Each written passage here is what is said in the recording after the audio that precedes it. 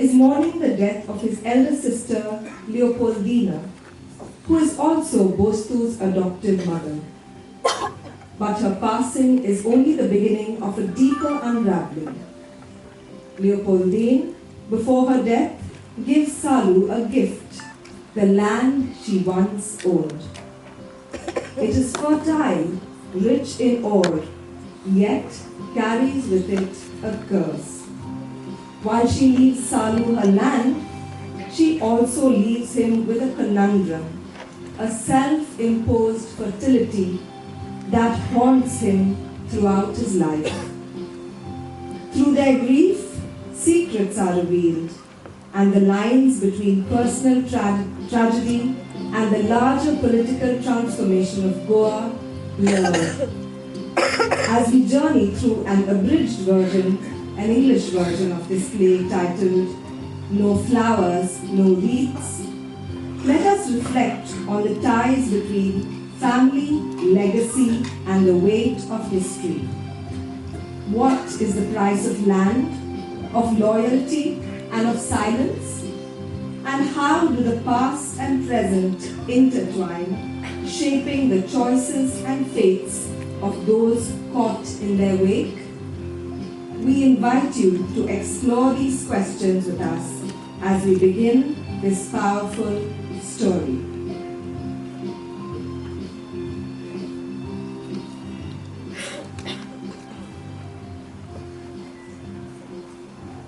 Goa University and the Mustard Seed Art Company present No Flowers, No Wreaths by Orlando da Costa.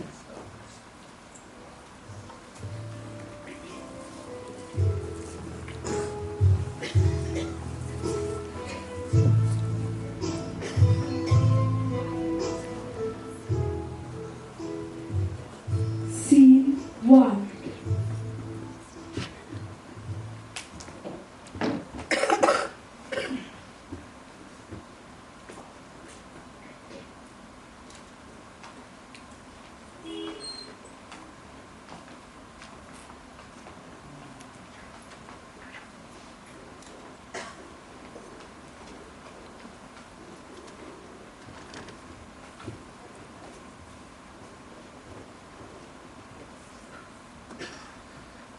It is 7 days today that she died.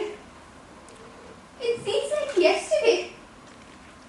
So sad about Mana Leopoldina. 7 days and he hasn't come yet. Not his fault, surely. But she wanted it so much. For the love of her Bostu, she could have forgotten to go to heaven so as not to lose the right to see him before she died. Don't blaspheme. You're tired, Angelica. Go and rest. Go, you need to rest. It's not fatigue. It's remembrance. Strange, this remembrance. You know how reserved and distant our regard for each other was? It is going to be 30 years that I came to this house. A typical timid bride. Mana Leopoldina looked at me with motherly sympathy. I was a loggia girl, and she would smile with a sort of kindness, the petulant smile of the family. Enough! Also capable of filling itself with greatness and genuine kindness. It's enough, I said. Matilda, keep your mother company. Father is worried. I've never seen him so preoccupied about this happening. Don't I know, Mother? I'm no child. That's true, Mother. You're not a child any longer. No longer. You're a woman. A beautiful woman. And someday soon, someone will ask for your hand in marriage. And I will lose you again, my girl. Lose me? Again? I don't understand, Mother. It's true, Matu.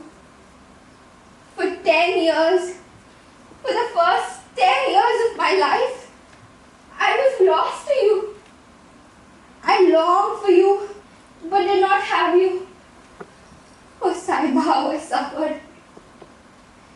I saw myself forever mangoes that the sun grosses every year.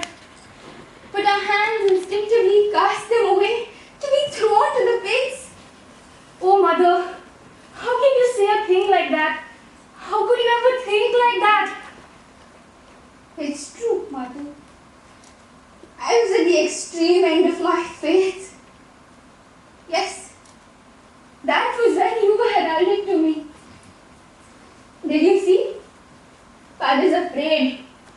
It's fear, my girl, fear. Fear. Fear, fear, fear, fear, fear, fear, fear, fear, fear, fear, fear, fear, fear. Mother, aren't you afraid? Yes, I am. Mainly for Father, it is true. If at least Mana Leopoldina were alive, she would have been what she was always to him, the elder sister. She would say time and again, when one wears a skin that is not ours, as if that said it all. When one wears a skin that is not ours. When one wears a skin that is not ours. When one wears a skin that is not ours. When one wears a skin that is not ours. Ever since she has died, ever since she was buried, every time I think of her, I can feel those eyes of her resting on me, as they did that first time. A look of strange pity and humiliating kindness. Mother, did you hate her? I came to detest her. Yes, and how? When the eyes of all the relatives, maids, mooncars, after those long months, were all directed at my still adolescent womb, those eyes and that smile of hers seemed like the bitter irony of an old maid consoling me for being sterile. She would laugh with strange bitterness. I never understood her suffering. This was how I looked at myself in the big mirror in the bedroom, in moonlight or in confusing darkness. Quite naked, sweaty, my hair all loose. When they brought Bostu home, it was exactly 12 months that I was married. And how old was he? He wasn't a year and a half old yet. The child brought me hope in the midst of despair of so many years. Every year, the coconuts from plantations were harvested, and Leopoldina Bai supervised the storing of rice in the barns. Her face was aging, and a sudden generosity began to dawn in her eyes and gesture. Bostu had grown and strangely was coming to look like us, like this household. The well never dried again in the month of May, and the water turned more fresh and pleasant in the water cooler. On her rocking chair, Mana Leopoldina would smile, with a fan in hand, still distant. It was I who couldn't get close anymore. When I told her, in a voice full of emotions, that you were going to be born, she went and bought me 10 necklaces of no-green buds, which she placed on my neck one by one. I already knew, Angelica. These are 10. One for each year of waiting. Waiting is tiring and delicious torment. I knew what it meant until Bostu came here. To stop hoping. To stop hoping, Angelica, is to begin to die. To wait?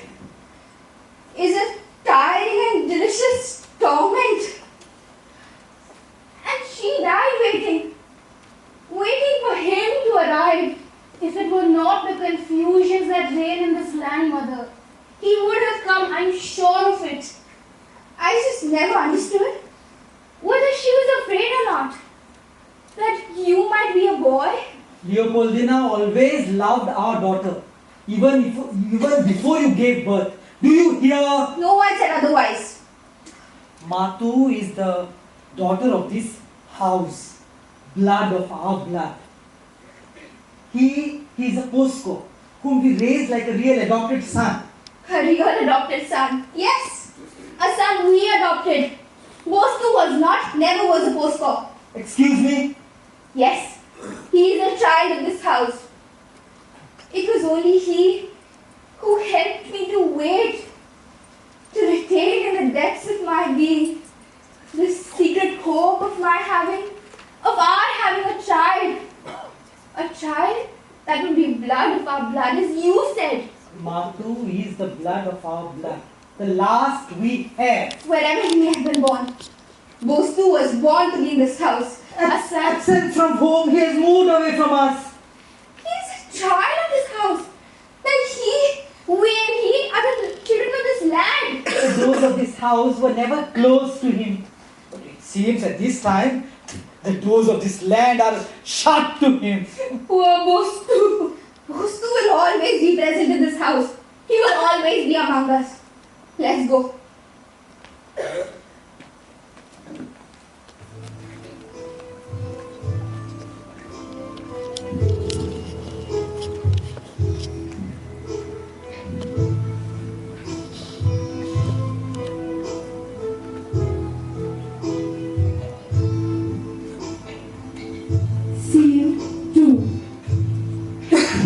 Again, it's stifling, as if clogged with gunpowder. Gunpowder, yes, gunpowder. And you know how I can't bear all that. Gunpowder, gunfire, fireworks, can't bear any of it. But, Sarusino, where do you smell gunpowder? Matu, please pour me some water. My throat is dry.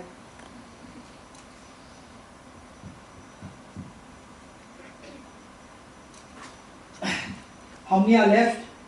Left? That was the last. I thought you knew. I told you. The last? Does that mean from tomorrow I will be denied of my cigarettes? And that damn frontier is closed. Why don't you try smoking a weedy, father? As a way out.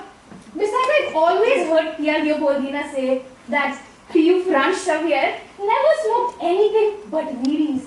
And he was such an elegant man, well dressed, must have had great manners too, as one can see from the portraits.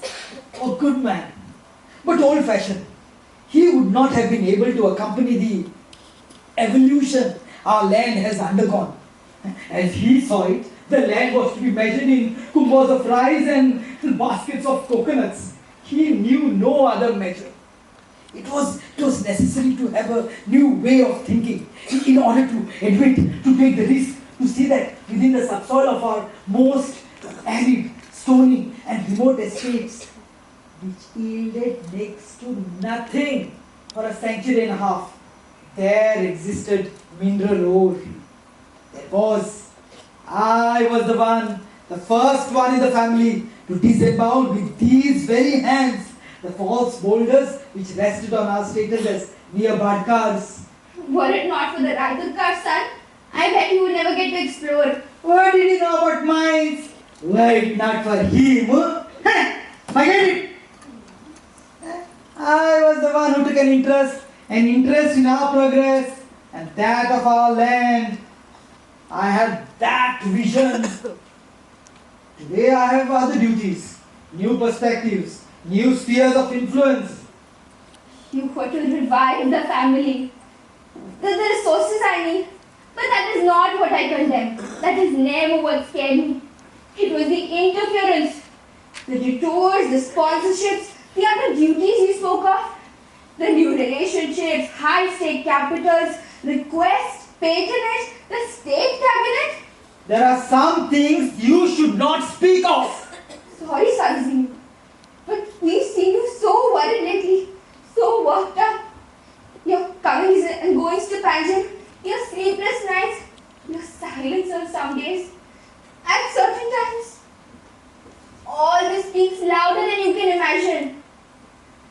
No, nothing. Nothing. Good grief. Smells of gunpowder. I would like to know who will defend us.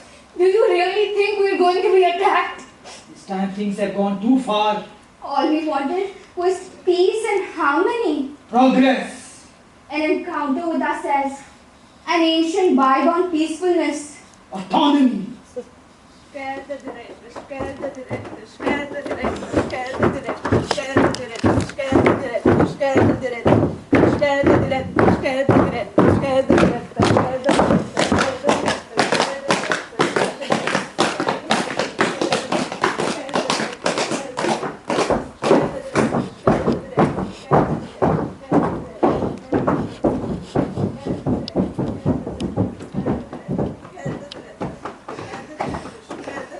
Mother, can you hear? I can hear. I can hear what you can hear. And what I hear. The sound of the hobnail boots on the cement of the road. Footsteps of the one who comes or goes. The sound of the hobnail boots. It's the soldier going to the war. They're going to kill, they're going to die. They will defend us with their blood. Angelica, tomorrow at the time of first mass, we leave for Kurturi. What? Are we going to abandon this house? I will come back. You will stay and you will take Rosenda. We can't. It's for Mathu's sake. We cannot let her remain in this house, exposed to everything. Will we be ransacked? Will we be respected? I don't know. You have no trust, I was thinking about. No trust. I don't know. Fine. I've taken care of everything. Pack your bags. Now I have to go out. And this hour? I won't be late. Fine. Pack your bags. And don't forget the jewelry. Yours, Mana Leopoldina's, and the girls. We must protect her, Angelica. We must defend her. It's a soldier going to the war. It's night. They go to war.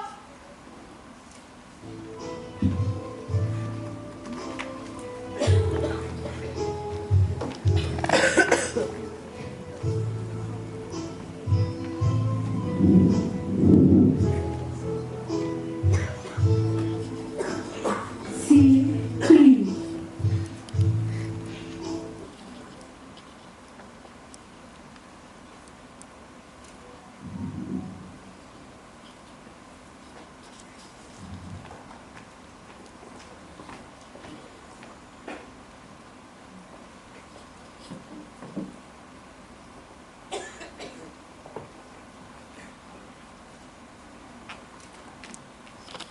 These pieces of jewelry were given to me when I married your father. I was then 17 years old. Are you listening? Yes, mother. What are you writing? I'm writing to Bostu. I'd like to know what he thinks about all of this. This necklace, these earrings, this ring and this bracelet were given to me by Mana Leopoldina on the night of the wedding. Till that moment, she had given me nothing. And when I thought she would give me nothing but that smile of hers, which is stamped on my memory, that cold, distant, conventional smile, she went and bought me this jewelry as if she was carrying an armful of flowers and said to me, and I remember that so well I can see her. She said, "These belong to our grandmother, then to our mother, then to me." Then she looked at father, who was standing next to me, and said, "I kept them safe without ever using them. Keep them till the next generation arrives. Perhaps it may arrive soon." And then there was all that time of waiting, a time of dryness and hope, when I thought he would never come. "Come here, my girl. I want to see how this jewelry looks on you.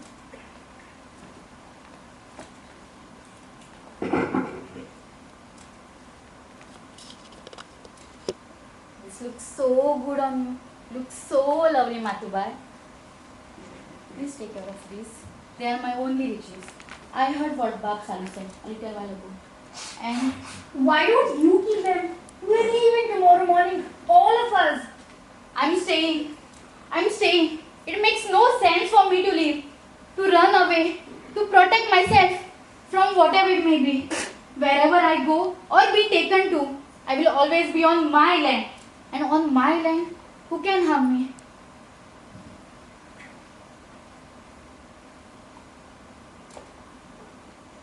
I'm old. I was born here. I grew old here in this land. And here I will die. And here I will be buried in this dust. And only here I can be remembered.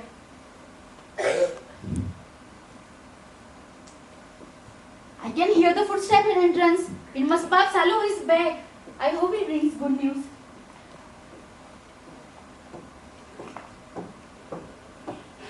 Bye! Bye! Bye! Do you know he's back? Do you know?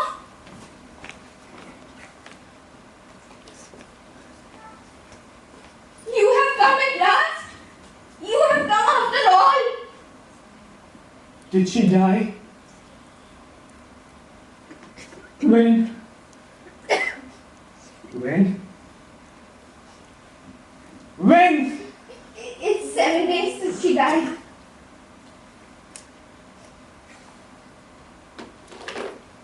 I tried everything. Everything to be here. 4 days and 4 nights. 4 days and 4 nights. 4 days and 4 nights. 4 days and 4 nights.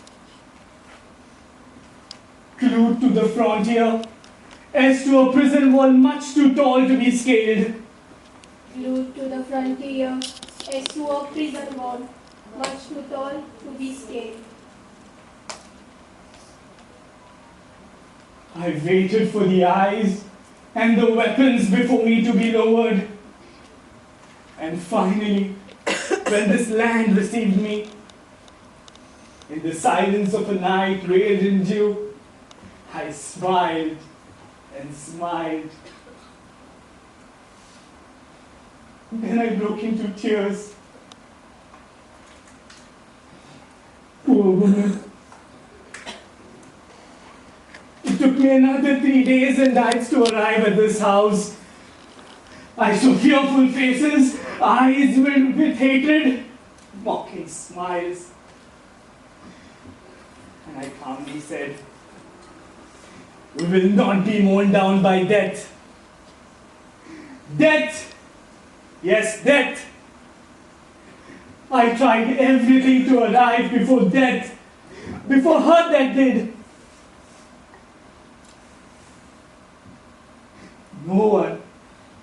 No one could have yearned for it more." What are you doing here? When did you arrive? I've just arrived. How? Yes, he has just arrived. It was a surprise for us too. What are you doing here? Wearing that necklace? When you know you have to wake up early tomorrow. Mother was packing the jewelry. That's when those two arrived all of a sudden. The necklace looks lovely on you, Matu. You've grown up so much, and you look so It's late. Say your goodbye now. And be prepared to leave at sunrise. Leave? Where are you going? Where are you taking her? I'm taking her to safety. She can be quite worse. Or don't you think so? Do you think the soldiers are going to offer resistance? They will defend one and all, fight to the very last man in army uniform. But that is madness. Those are the orders. A murderous madness! Until the last man in army uniform falls, how many men not in uniform will fall dead or wounded in the mud of this land, uncle? All that for nothing? Have you thought of that? We must be ready to sacrifice our life for the sake of those who expose their lives to defend us. But uncle, we are not the ones who are going to be attacked. This land is going to be simply Devastated. devastated. Yes, devastated. Those are the orders. If this land is going to be devastated, what's the point in providing for your daughter's safety? What's the sense in taking all this jewelry and running away? I forbid you to speak, to remain in this house. But you? I forbid you to keep calling me uncle. Salesino, please lower your voice. Don't scream. I was very scared. If I'm here, in this house, it is on account of your sister. I'm sorry, Tia Angelica. I know you love me, and I love you very much too. But if I'm here, if I've arrived already without any hopes of seeing her again, it was only because of this letter. From Madam Leopoldina. Yes, her last letter. A letter that she dictated surely few hours or few days before she died. A letter full of love, full of tenderness. How do you know? I was the one who wrote it. Wrote it as if I were the one dying. She dictated it to me word by word, sob by sob. Angelica, you never told me about that letter. It was a mother's letter. A true mother to a son. Only he adopted son, or I, someone frustrated of being a mother for some 10 years. Only we can understand it. It's a soldier going to war. It's night, they're going to war.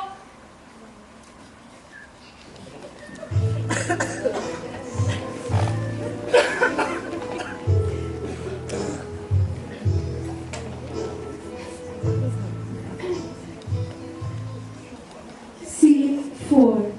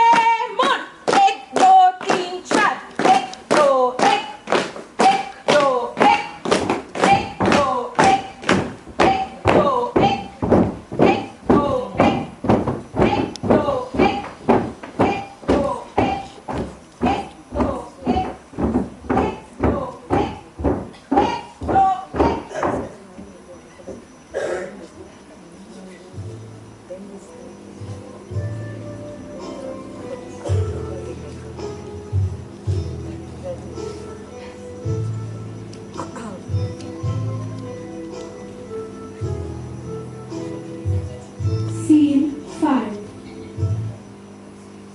And to think that these 7 days, Mother and I have been here, always here, day and night. Forget it, Madhu. You should not think about it anymore. It's not just me, it's Mother too. Did you see what just happened? An attack. The beginning of an attack. The first signs of agony, long or short, only God knows. And my presence here, at this time today, tonight at this moment, may you forgive me. May you all forgive me. I know. Father always worried that you might arrive at a time like this. He knows too well how proud and firm you are. You to accuse me, Matu? I don't accuse you, Bosco. I admire you. We're both young. We're both wholesome. And so we're worthy of being admired. And also perhaps Father's old. Smells of gunpowder. The air. The very air. You know, I would like to stay. To stay here till the end. To stay. Understand? Yes, I see that, Matu. I can see that on your face. Your lovely and still timid face that can transform apprehension and fear, and I'm glad it is so. During all these years, whenever I came to spend a part of my vacation, you were never there. It was all planned, all deliberate. And it seems that your father very much appreciated these missed meetings. But after a point, it came to be inhuman. My presence in this house for years now has turned to be less and less convenient for your father. Had he wished, I might have perhaps... No. Say it! Say it! Had he wished, I might have perhaps been able to be present during our last moments. But he did not want that. Well, never mind. I've gained the joy of seeing you, Mathu. Of seeing you stay. Tomorrow, we will go and place flowers on her grave. Flowers, cheerful flowers. Flowers picked from the garden that she herself tended every day. Yes, you should help me, Mathu. We too will go and collect flowers. Many, many flowers for her grave.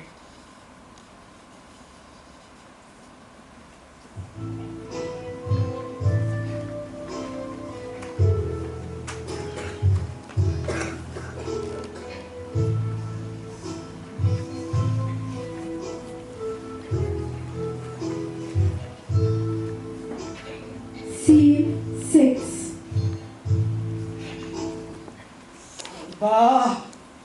Betrayed by my own. I could never imagine that possible. That's what betrayal is. It's funny. One is only betrayed by one's own. The face of the enemy is much more truthful than... Be calm, Sarojini. Be calm. You're raving. Leave me alone. Leave me alone. Listen. I hear. How well I hear. The boots on the cement don't make the same noise anymore. It's as if they are worn out. Poor man. It's as if they are headed far away. And they are still here. Even you, Angelica. Even you. That letter, the letter you hid. But Sarojini, it was a letter of a dying person. I know the excuse. The letter of a dying person. The last request. The confession. One refuses a dying person nothing except death, even if he doesn't wish it. Now I understand. All your anxiety, the time of waiting avidly, the sighs, the impatience as you awaited this family renegade. Yes, the renegade. Ungrateful for all that you did for him. He had a home, a name, the name to which he had only half a right. What did you say? The name? What do you mean? That's right. We could never learn who the father was. But Sarojini, there are so many children like this. And the mother? Do you know who she is? Scoundrel 1,000 times! Even today you did not mind calling him a postcard in Mathu's presence.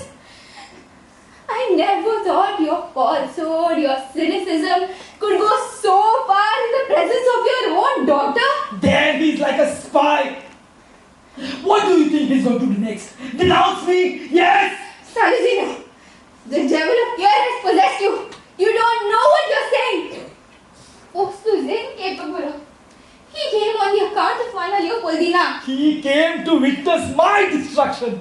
He, the illegitimate son, turned into legitimate heir. He has come to take revenge on me. To take revenge is because his father's name is anonymous. To take revenge for all that he read in that letter. Mana Leopoldina also betrayed me. Always. And at the hour of death. And she promised. But But the letter said nothing of all that. Related nothing, revealed nothing, no secrets at all. It was a letter from a real mother to her son. You said so yourself. A letter only he could understand. Only he and you. A woman frustrated during some 10 years for not being a mother. Angel, call for a priest. No. Whom I am to confess to? Saiba!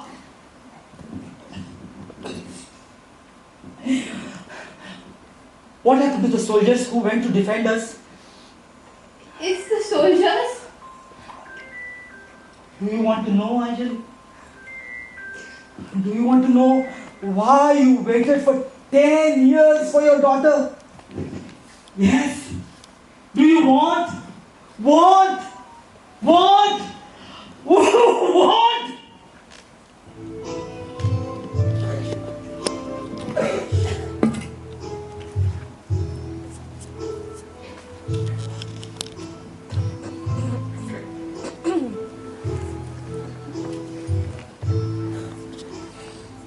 Scene 7. There were 14 years of hope that many of us had gathered.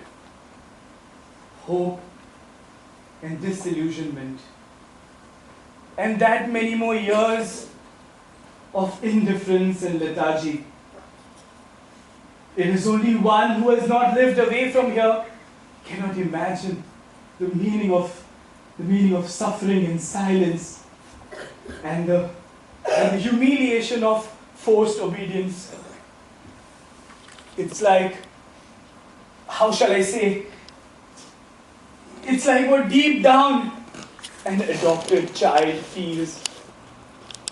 Yes. And are you certain about the future? There are no certainties in this life. What I know, and what you are old enough to know, is that the present is wrong, and the wrong of the past come from afar. To look at the past and to try to uncover it, to understand it, is fascinating but dangerous. It allows us the opportunity to lose ourselves among ghosts, but it also allows us the door to the present irresponsibility for us all. I understand. An adopted child knows that he has a father and a mother, though he has not seen them. Each one of us must be by ourselves and meditate on our own destiny. An adopted child can only find the features of his parents in the image of his own eye. Bostu, and all these years with such few and short visits to us, did you not long to see us? This land, this house, Tia Leopoldina? I did. Yes, I did. But it was a longing filled with impatience for a time when I would arrive to find you free of all compassion and fear of wounding me. I too, independent, free of all gratitude, would then be able to offer you my friendship and my love. And then leave, go back, after having shared bread and light in this house. Like today? Almost. This time of separation in this land has helped me understand many things. It's like touching that knot, that deep, slippery knot of the roots of our fate. I'm sorry to tell you all these things, Madhu. I'm sorry, I shouldn't have. But coming of age is a painful experience, at times cruel. But I'm not 18 yet. I'm still under the guardianship of my parents. But I would have liked to go with you. At that moment when she died, I was thinking not of her, but of you. Now I know with you by my side, that I did not believe in all those preparations of collective courage and fear, the hallowing of a threat that pits people one against the other. But I'm afraid no one would like to see this land destroyed. No one would like to see the bridges knocked down or the fields burned. This land will not be destroyed, Mathu. Listen. I can hear your heartbeat. Yes. It's the beating of our hearts. Rosenda, a priest, a doctor, Barsalu Sunway, quick, a priest.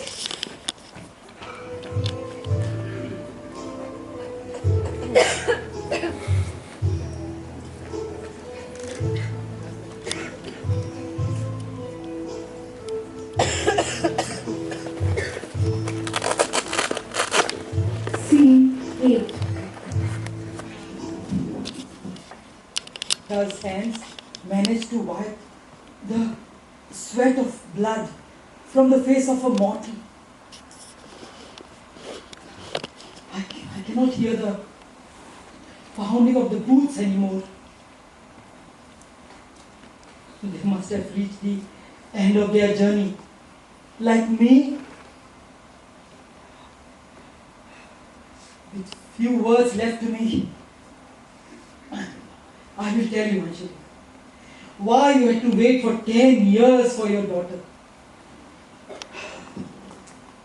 3 years before our marriage, Nana Leopoldina went to Miraj to have an operation. I accompanied her. A year later, she went back to the same hospital to have a child, illegitimate son. This time, I did not accompany her. Poor Mana Leopoldina. Poor, yes, poor. But that is where it starts, as it came to be your suffering and my humiliation. An illegitimate son. But why did she not marry?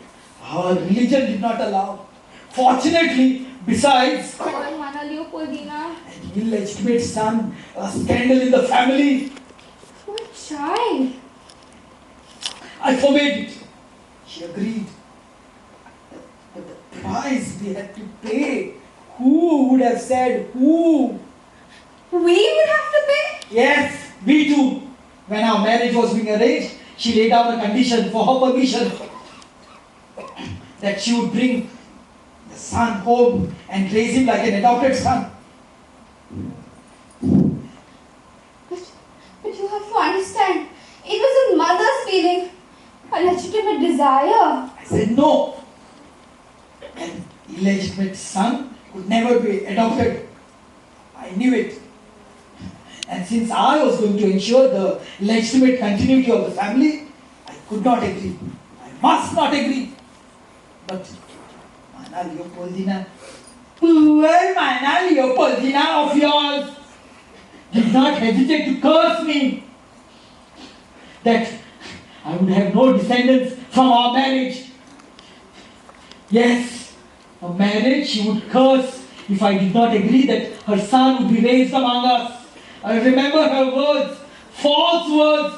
Pooh!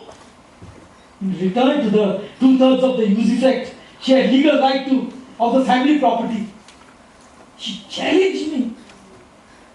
With only her happiness and our harmony in mind, I agreed. I agreed that the child would come to this house a year after our marriage. But do you think she thanked me? No! She only asked if I would like to have children. If I liked children, I said I was indifferent to it. Then she smiled for a second, long second. Then she was serious and silent, cold and distant, as you remember her. Do you remember? It's good that you remember. On the morning of our wedding, she came to see me and stared at my eyes reflected in the mirror. Her smile Smile that even froze my voice. I remember it as if it were today. She handed me a folded sheet of paper. I remember now. It was a patch of quicklime in the arm of stone. My fingers were trembling as I touched that paper. It was a gift that she was giving me on my wedding day. Half of the property that belonged to her. It was those lands, the nearly barren in Capen, which actually came to enrich the family inheritance. What did I want that for? Yes, it is my wedding gift. You cannot calculate its worth. Looking at those lands, one would say they have nothing to their credit except their size.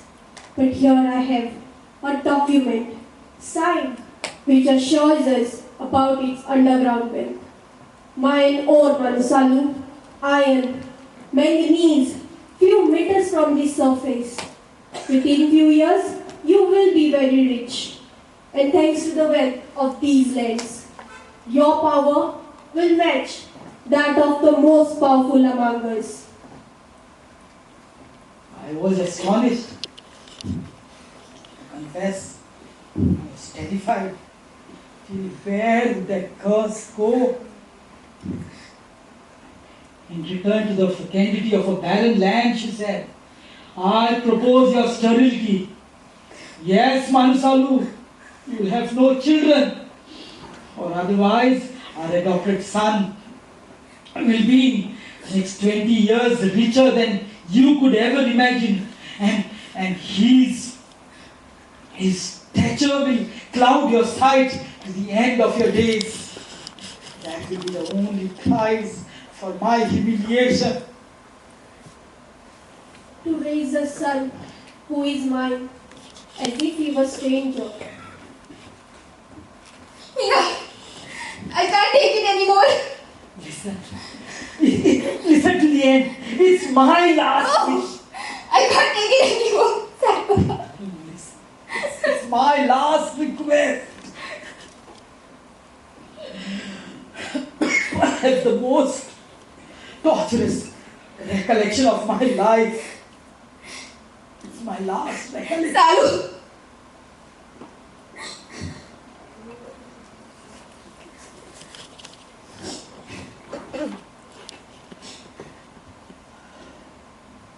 I cheated her for 10 years. And I was mistaken for 10 years.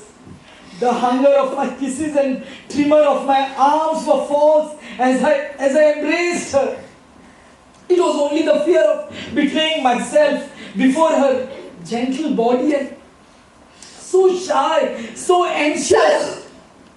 Let me speak to you for the last time, Angelica. Let me speak. How many times did you not suppose? How many times? How many? Did you not suppose that love had been consummated on that bed where joy was never possible and sadness was even docile? I cheated for 10 consecutive years. And I cheated myself for 10 consecutive years. And for 10 consecutive years, gods and demons pursued me. Until I could see them on my skin, on my breath. It was only your dedication to her son, your tenderness, the love that he awakened in you like a treacherous fire. That is what saved you. Perhaps afraid that you might come to own her son. Who knows? She lifted the ban. Everything had been different, Angelica. Everything would have been different. If only I had been able to beget a son for us. But now! I remember. Yes, I remember that time Martha began to grow inside me. Light the lamps. Oh, open the windows. What do I hear? Saiba.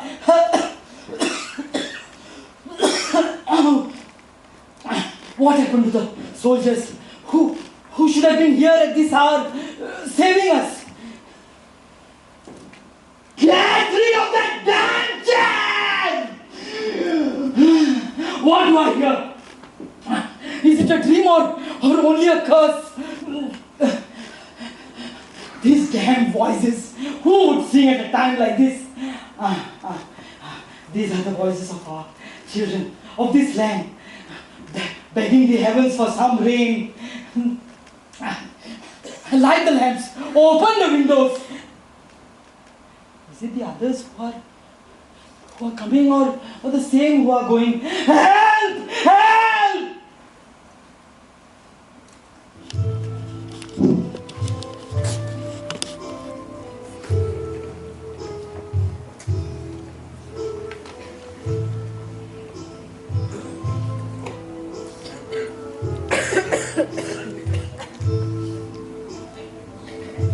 Scene 9.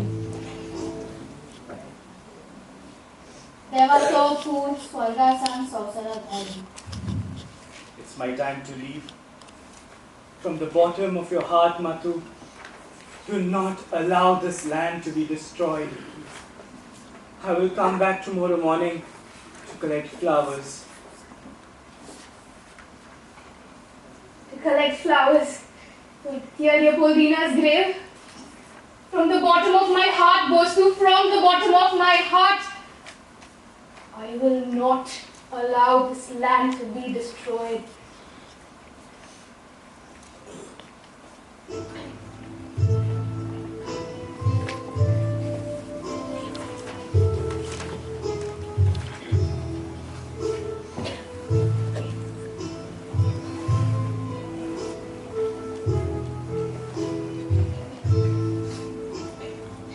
Scene 10.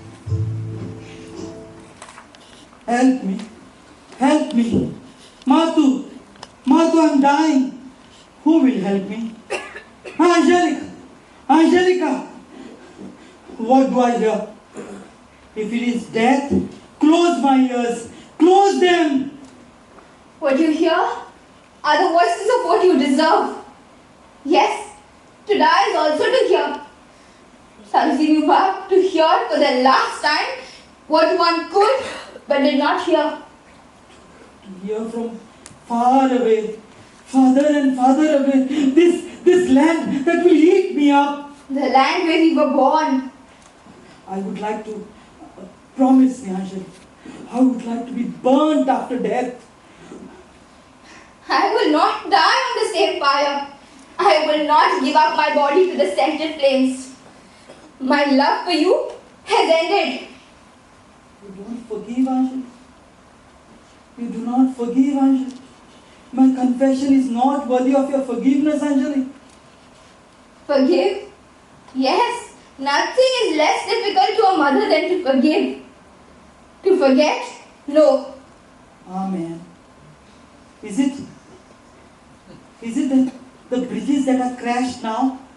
The roads that are exploding? It means Saiba and the prayers of the children did not reach the ears of the heaven. I would like to see the lowering and hoisting of the flags. It is the hour of surrender. For those who go, for those who come, for those who stay. It is the hour of death. Only for those who die, not for those who live. Matu's eyes are shining with a light I'm seeing for the first time. From the window on the side, she throws bits of white cloth to the raised hands of the soldiers who go back. White cloth from our trousseau, waving to them with pride, with no contempt for their hour of surrender. It is the hour of servitude. There will be pardon for the soldiers, pardon for the generals. Saiba, may there also be pardon for me. Matu, may it be your hands that give me the last rites. Wipe my face, my daughter.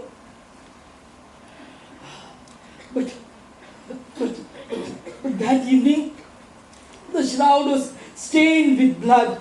As he wiped with the blood, that the face of the mortal was sweating.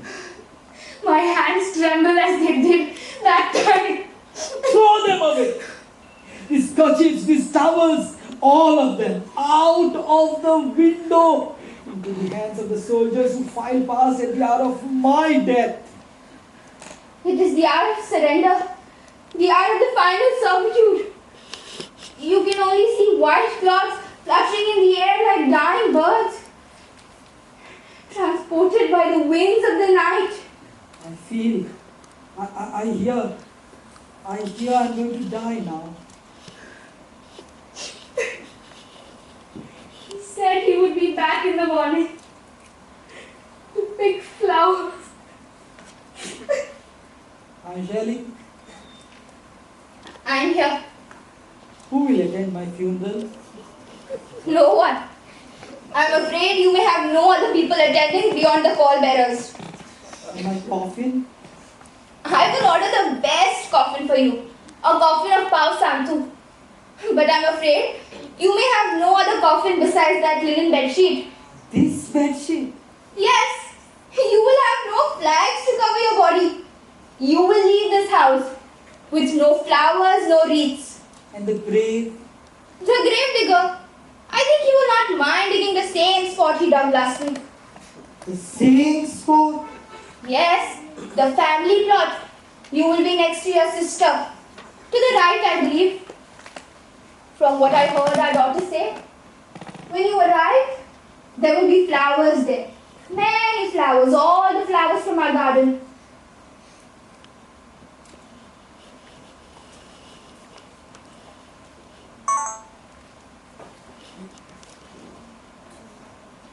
And in the meanwhile, you will leave this house with no flowers, no wreaths.